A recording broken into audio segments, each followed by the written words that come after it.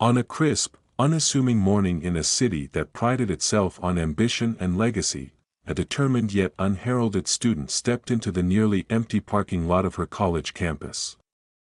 Avery Monroe, whose resolve had been forged in the fires of hardship and sacrifice, could scarcely imagine that what awaited her that day would upend her entire world. In the early light, her eyes fell upon an immaculate, deep emerald Chevrolet Silverado parked at the far end of the lot. Its gleaming surface reflected a promise of hope that Avery had nearly forgotten existed. Before we dive deeper into this tale, we'd love to hear from you. Let us know where you're tuning in from, and if stories like this resonate with you, consider subscribing to our channel. Tomorrow, we have another special narrative waiting just for you. A folded note, neatly tucked beneath the windshield wiper, beckoned her to approach. With trembling fingers and a heart racing faster than the subway during rush hour, Avery carefully unfolded the crisp piece of paper. The handwritten message was simple yet stirring: never give up on your dreams. Use this gift for your mother, for your future. Her eyes widened in disbelief as she carefully read and re-read the note. But that was only the beginning. Slipping into the truck's glove compartment, Avery discovered an envelope bulging with cash, an amount so generous that it could pay for her mother's mounting medical bills and ease the crushing burden of student debt that had shadowed her every waking moment. For Avery, who had come from humble beginnings in a small Midwestern town where every dollar was hard-earned, this gift was nothing short of miraculous. Her mother, Loretta Monroe, a once vibrant educator whose wisdom and resilience had carried them through unimaginable hardships since Avery's father passed away when she was only a child, had always instilled in her the belief that even when the world seemed overwhelmingly cold, the smallest act of kindness could light the way. But that morning, as the sunrise cast long, hopeful shadows across the parking lot, Avery's emotions swirled in a mixture of elation, disbelief, and a profound sense of gratitude. At the prestigious business college where Avery had earned a partial scholarship against all odds, the social landscape was defined by glittering affluence and entrenched elitism. Most of her classmates arrived in luxury vehicles and dressed in the latest designer labels, a stark contrast to Avery's faded sneakers and carefully mended jeans. While many of her peers boasted about lavish lifestyles and high-end brunch spots with an occasional nod to the latest Marvel blockbuster or a chuckle about a viral TikTok dance, Avery's daily routine was a relentless grind of early commutes, double shifts at a bustling local coffee shop, and whispered moments of quiet desperation as she balanced textbooks with the realities of life. It wasn't long before Avery's struggles became an open secret in the quieter corners of the campus. Though she had never been one to raise her voice in protest or join the clamor of politically charged gatherings, she was known as a thoughtful and steadfast presence in the background. Despite her reservations about the raucous, ideologically driven meetings of a prominent campus group that championed their anti-establishment sentiments, Avery had found in their sparse community a sense of belonging, if only in the shared silence of those who felt overlooked. Yet, even as she attended their gatherings with polite nods and respectful distance, Avery never fully embraced the anger or the rhetoric that sometimes veered dangerously close to disdain. Unbeknownst to many, there was one quiet observer in their midst who had been paying close attention to the small details that defined Avery's daily life. Barron Trump, a figure whose very presence on campus was a lightning rod for controversy and whispered conjectures, had noticed much more than most cared to see. Although many dismissed him as aloof or haughty, those who truly looked past the veneer saw a young man of quiet conviction, whose gestures of kindness spoke louder than any protest sign or political slogan. In the lecture halls and study groups, while others might have scoffed at his family's name, Barron moved with a gentle purpose, always ready to lend a helping hand to a struggling classmate, or to offer a smile that spoke of understanding beyond superficial differences. It was during one particularly rain-soaked afternoon, when the city's streets shimmered with reflections of neon and sorrow alike, that fate intervened. Avery had just finished a grueling phone call with the hospital's billing department, a conversation that left her voice raw with desperation as she pleaded for more time to secure funds for her mother's urgent treatment. She had been alone in an empty classroom, tears streaking her cheeks in the dim glow of overhead lights, when a quiet figure paused outside the door. Barron, who had been heading to the campus library, had overheard the tail end of her whispered conversation, a plea that cut through his own recollections of long-forgotten family hardships. In that moment, something in him shifted. Barron remembered his own mother's soft yet determined words, "People will judge you before they know you, but true character shines in the quiet moments when no one is watching." His heart pounded with a mix of empathy and resolve as he retreated into his thoughts, vowing silently that he would not stand by while someone as resilient as Avery faced these battles alone.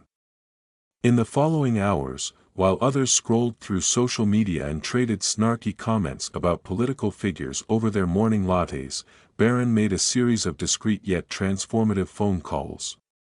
First, he contacted the dealership where he had admired the Silverado's sleek design during class breaks, a moment that had once seemed trivial but now glowed with meaning. Next, he arranged for the necessary funds to ensure that not only would the truck be his gift to Avery, but that the money would also cover the next cycle of Avery Monroe's treatment costs. The act was not one he expected to be celebrated or even noticed by the larger campus community. In his view, it was simply a matter of doing what was right when you had the means to do so. As he penned the short note to accompany his gift, a note that made no mention of political affiliations or demands in return, Barron recalled a favorite line from an old classic film, "Nobody's perfect, but sometimes it's the imperfections that bring us together." He knew that some would dismiss his gesture as a calculated move or a ploy to rewrite narratives, but for him, the measure of a person was not in how loudly they proclaimed their ideals, but in the quiet acts of generosity that could change a life. That morning, when Avery discovered the Silverado and its life-changing cargo, she could hardly contain the torrent of emotions that surged through her. Sitting in the driver's seat, with tears glistening like tiny diamonds on her cheeks, she whispered into the phone as she called her mother, "Mom, you're going to be okay. We can finally get you the treatment you need." On the other end of the line, Loretta's voice trembled with relief and disbelief. Even as they exchanged tearful words of gratitude, Avery's mind raced to piece together the mystery behind this unexpected miracle. Who had given her this gift? What unseen force had taken note of her struggles when so many others had remained oblivious? Word of the miraculous Silverado spread quickly throughout the campus corridors, igniting a firestorm of whispers and heated discussions.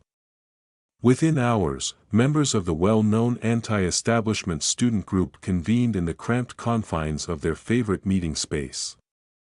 Their leader, a sharp-tongued and fiercely opinionated young woman named Veronica Pierce, stood at the forefront, her eyes narrowed with suspicion as she addressed the assembly. "Somebody's been keeping secrets," she began coolly, her voice echoing against the bare walls. "A new truck, paid medical bills, and yet no one has mentioned where this gift came from." The room fell into a tense hush as all eyes turned toward Avery, who had once been considered one of their own. With a mixture of defiance and vulnerability, Avery straightened in her seat. "I don't see how this is anyone's business," she replied, though her voice wavered with the weight of unspoken truths. "I did what I had to do, for my mom. When you're choosing between textbooks and your mother's life, you can't afford to let pride get in the way." Her words, raw and unapologetic, reverberated through the room like a power chord in a classic rock ballad. The very same classmates who had once welcomed her with smiles and nods now glared at her with barely concealed hostility. "It's our business," Veronica snapped. "When one of our members accepts what amounts to blood money from the enemy, it reflects on all of us. How do you expect us to stand up for justice when you're taking shortcuts?" Avery's eyes flashed with indignation as she met Veronica's gaze. Blood money. The only enemy I see is the relentless poverty and the system that forces us into impossible choices, she retorted, her tone both measured and searing. I'm tired of letting others define who I should be. Today, I choose truth over ideology. I choose gratitude over grudges. A murmur rippled through the group, the words hanging in the charged air like a challenge to every assumption they had ever held.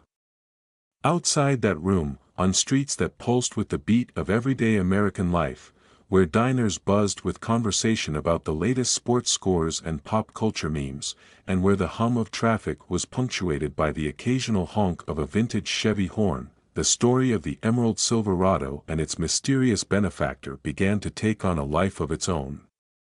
Conversations in the library, over coffee in bustling cafes, and even during late-night study sessions were now interwoven with the tale of a quiet act of kindness that defied all expectations. Students who had once scoffed at Barron Trump's supposed privilege now began to recount their own experiences of unexpected generosity.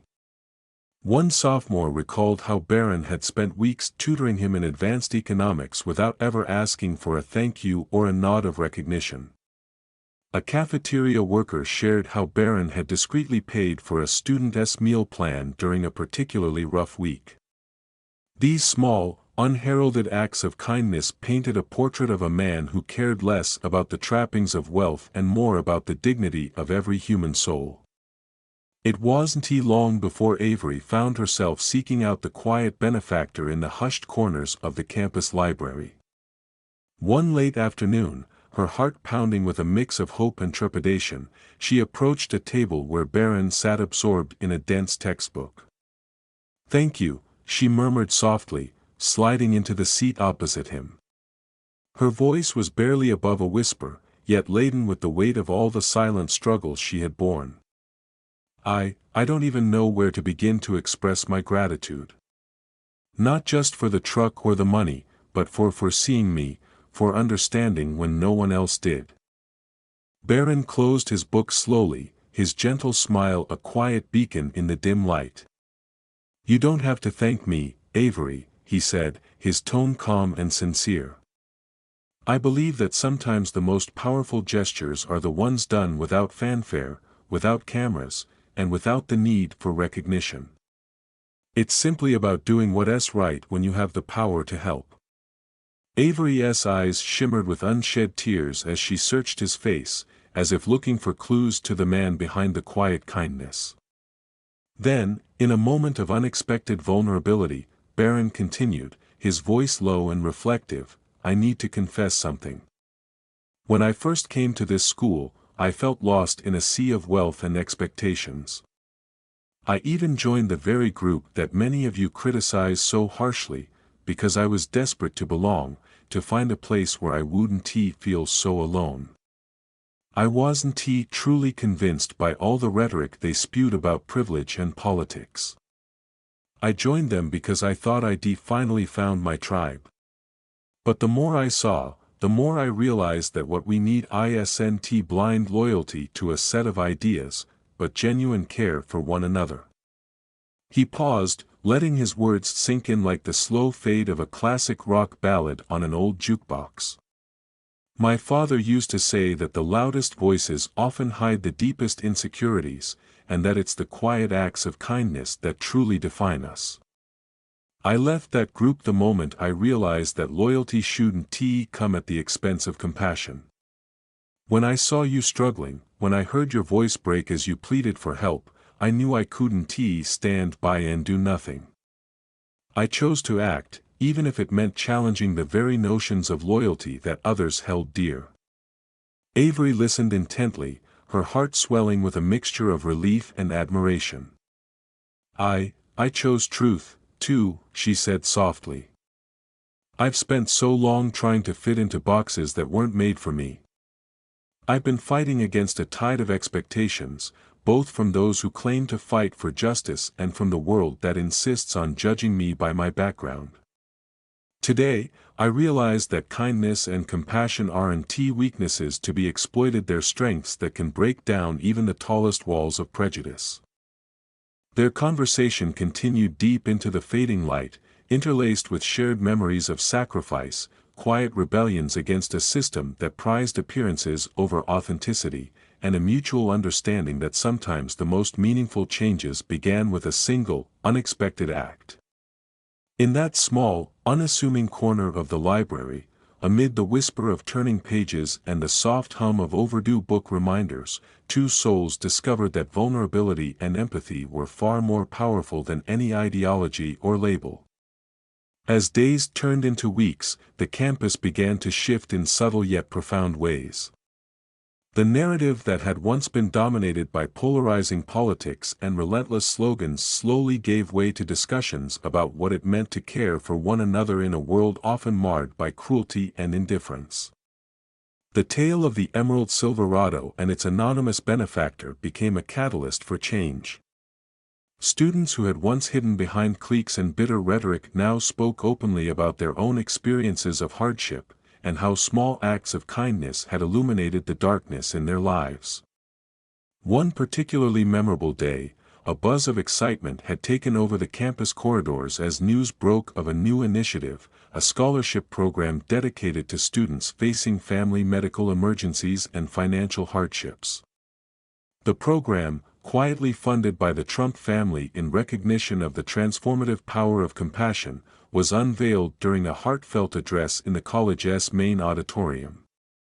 Avery, standing at the podium with a steady yet passionate voice, addressed an audience that ranged from disaffected students to faculty who had long sensed the undercurrents of change. "When I first stepped onto this campus," Avery began, her voice resonating with both vulnerability and conviction, "I thought I understood what it meant to struggle. I believed that the fight for justice was about making noise, about defying expectations with grand gestures. But I soon learned that true justice isn't about shouting the loudest, it's about recognizing the humanity in every one of us. It's about lending a hand when someone is down, even if it means defying the stereotypes that try to keep us apart." She paused, her eyes scanning the crowd, lingering on the faces of former detractors and newfound supporters alike. "I once believed that loyalty meant sticking with a group no matter what. But real loyalty, real compassion, comes from knowing when to stand up for what is right, even if that means going against the tide. I chose gratitude over grudges, truth over blind allegiance. And today, as I look at each of you, I see that the greatest privilege we have is the power to help each other, to rise above our differences, and to build a future based on kindness rather than judgment." A ripple of applause began to spread, not the orchestrated, measured clapping of a rehearsed event, but the spontaneous, genuine response of a community awakening to its own potential. In the front row, Loretta Monroe sat with tears in her eyes, her face radiant with a mixture of relief and pride. Off to the side, Barron Trump, ever the quiet guardian, sat with his gaze lowered, yet a warm smile played on his lips as he watched the transformation of a campus that had once been marred by divisiveness. After the ceremony, as students mingled in the lobby decorated with vibrant banners and American pop art references that paid homage to everything from classic baseball cards to iconic rock and roll imagery, Avery found herself speaking with a longtime friend, Riley, who remarked with a wry smile, "You know, it's funny. All these folks spend so much time bickering about what wealth or privilege should look like, and yet the real privilege is being able to help someone without expecting a thank you note or a viral moment." Avery laughed softly, the sound mingling with the ambient clatter of celebratory chatter. "Exactly," she replied. "Sometimes, the best revolution is quiet. No hashtags, no trending topics, just genuine kindness that changes lives." In the weeks that followed, the campus atmosphere underwent a subtle yet undeniable transformation. Classroom discussions shifted away from divisive political debates to more nuanced conversations about empathy, sacrifice, and the importance of community. Even the professors, whose lectures were once laden with economic theories and historical data, began to invite their students to reflect on the real-world implications of kindness and compassion. A once estranged group of students found common ground over shared experiences, stories of sleepless nights spent working 2 jobs, of quietly skipping meals to save money for a loved one's medicine, and of the silent courage it took to chase a dream in the face of overwhelming adversity. In one memorable seminar, a guest speaker, a well-respected entrepreneur with a flair for witty Americana, compared the campus's transformation to the plot of a beloved indie film. Sometimes, he said with a twinkle in his eye, the most unexpected acts of kindness remind us that even in the most hardened hearts, there's a spark waiting to ignite. It's like discovering that the secret ingredient in Grandma's famous apple pie isn't sugar or spice, it's love. And let me tell you, that's one recipe we could all use a little more of these days. As the semester progressed, Avery's once solitary journey became interwoven with the stories of many. The campus's anti-establishment group, once a monolith of anger and suspicion led by Veronica Pierce, began to fracture under the weight of their own contradictions. Members who had once ridiculed Barron Trump's understated generosity found themselves rethinking their own beliefs. A series of impromptu roundtable discussions, held in coffee shops and quiet corners of the library, saw students from all walks of life sharing personal stories of struggle and the unexpected kindness that had buoyed them through difficult times. These candid conversations, peppered with references to everything from classic American diners to beloved sitcoms that celebrated the underdog, gradually redefined what it meant to be part of a community in a society that often prized spectacle over sincerity. One day, as autumn gave way to the chill of early winter and the campus was dusted with the first hints of frost, Avery and Barron found themselves walking together along a tree-lined pathway. The conversation turned to dreams and disappointments, to the irony of how the very things that had once separated them, wealth, privilege, and ideological labels, now seemed trivial in comparison to the common struggles they shared. "I used to think that my background was my biggest liability," Avery confessed, her breath visible in the cool air. "I thought that being from a small town, working 2 jobs, and constantly worrying about every dollar meant that I was doomed to be invisible here. But today, I realize that invisibility isn't the same as insignificance. Our lives, with all their scars and triumphs, have meaning far beyond what any stereotype can capture." Barron nodded, his eyes reflecting a sincerity that transcended the typical polished veneer of his family's reputation. "I've learned that when you truly look at someone, not as a number on a ledger or a label in a political debate, you see their heart. And sometimes, the smallest act, a kind note, a helping hand, can be the catalyst for change. We're all a little lost in this crazy maze called life, Avery. The trick is to remember that even in the darkest moments, there's always a light waiting to be kindled." Their conversation, interspersed with occasional laughter at a shared memory of a particularly absurd campus event, one that had everyone joking about a legendary midnight pizza run that turned into an impromptu karaoke session, was emblematic of the new spirit that was taking root on campus. It was a spirit that embraced imperfections, celebrated small victories, and recognized that genuine compassion could bridge even the widest of divides. As the months wore on, the impact of that singular morning in the parking lot rippled through every corner of the community. Avery's story, once a quiet secret locked away in the recesses of personal hardship, became a rallying cry for those who had long felt marginalized by a system that valued wealth over well-being. The scholarship program established in her honor served not only as a financial lifeline for students facing medical crises, but also as a testament to the transformative power of empathy, a power that could turn a chance encounter into a movement, and a single act of generosity into a catalyst for systemic change. At a celebratory banquet held in a renovated industrial loft that evening, its exposed brick walls adorned with murals celebrating everyday heroes and iconic moments in American culture, the campus community gathered to honor those who had dared to challenge conventional wisdom. Amid heartfelt speeches, witty anecdotes about the absurdities of campus life, and even a few playful jabs referencing everything from classic country songs to modern-day superhero movies, one truth became irrefutably clear: the greatest strength lay not in divisive rhetoric or the echo of empty slogans, but in the quiet determination to care for one another. In one stirring moment, Avery took to the stage once more, her voice ringing out over the soft strum of an acoustic guitar. "We've spent so much time arguing about who is or isn't privileged," she said, her tone both gentle and firm. "But the real measure of privilege isn't in the size of your bank account or the brand of your car, it's in your ability to show compassion when it matters most. Today, we celebrate not just a scholarship or a miracle truck, but the fact that we can all choose to make a difference.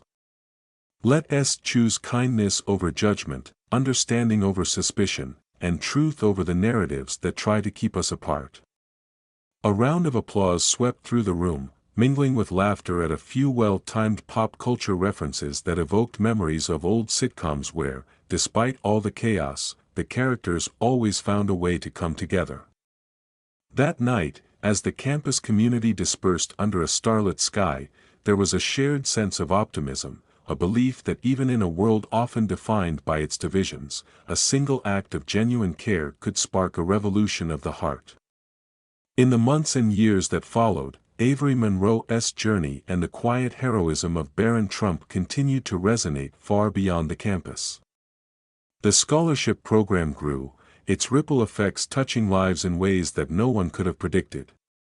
Students who had once been on the fringes of society found new confidence in their own worth, and the legacy of that Emerald Silverado became a symbol of hope, reminder that when we dare to act with compassion, we pave the way for a future where kindness trumps all else. Looking back, Avery often recalled that fateful morning with a sense of wonder and gratitude.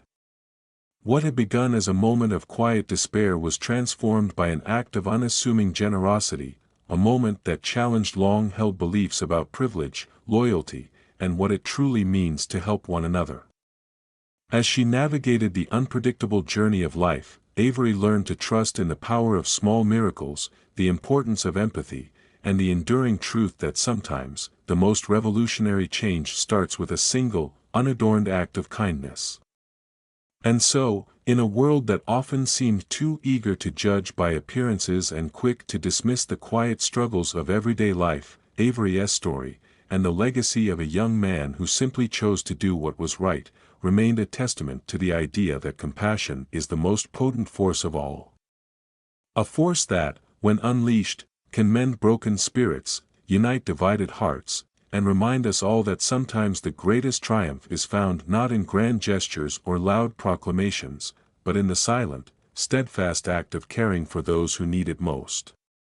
If this story has stirred something within you, if you find yourself believing a little more in the magic of unexpected kindness, then remember that every one of us holds the power to be that light in someone else's darkness.